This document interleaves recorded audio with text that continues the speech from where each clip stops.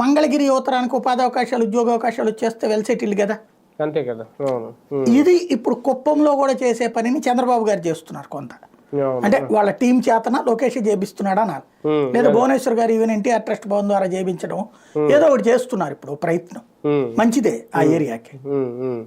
కానీ ఒకటి సార్, ఇప్పుడు ఓన్లీ కుప్పం నియోజకవర్గ ప్రజలు, మంగళగిరి నియోజకవర్గ ప్రజలు వీళ్ళే మాత్రమే అదృష్టవంతుల, మిగిలిన నియోజకవర్గాలకి ఈ భాగ్యం కలగదా? నిన్న ఆయన చెప్పినట్టు చూస్తే అక్కడ ఒక ప్రత్యేకంగా ఒక ఆఫీస్ పెట్టడం, 6 అధికారులను పెట్టడం, అక్కడ సిబ్బందిని పెట్టడం, సమస్యలు ఇమీడియట్గా దానికోసం వెబ్సైట్ కూడా ప్రారంభించారు. అందులో ఎప్పటికప్పుడు అప్డేట్ చేస్తున్నారు, ఎన్ని సమస్యలు వచ్చినాయి, ఎన్ని పరిష్కరించాం, ఇంకా ఎన్ని పెండింగ్లు ఉన్నాయి, పార్టీ పరంగా చేయాల్సిందేంటి, అధికారికంగా చేయాల్సిందేంటి.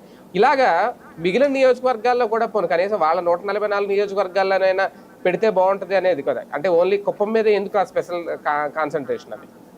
ఇప్పుడు ఆయన నియోజకవర్గ ఎమ్మెల్యేగా ఆయన చేసుకుంటున్నాడు, మిగతా నియోజకవర్గ ఎమ్మెల్యేలు చేస్తుంటే ఎవడన్నా వద్దన్నాడా?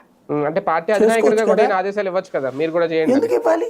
ఇప్పుడు ఎవరి నియోజకవర్గం, ఇప్పుడు నేను చూశాను కొంతమందిది కొన్ని రకాలు ఉంటుంది.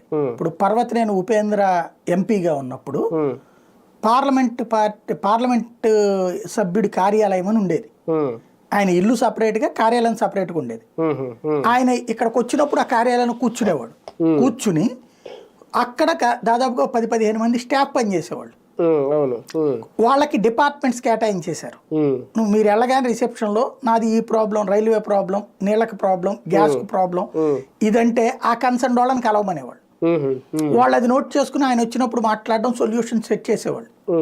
ఇదే పని గద్దె రామ్మోహన్ చేశాడు. మళ్ళీ గద్దె రామ్మోహన్ ఆఫీస్ చాలా బాగుండేది, వెళ్ళిన వాళ్ళకి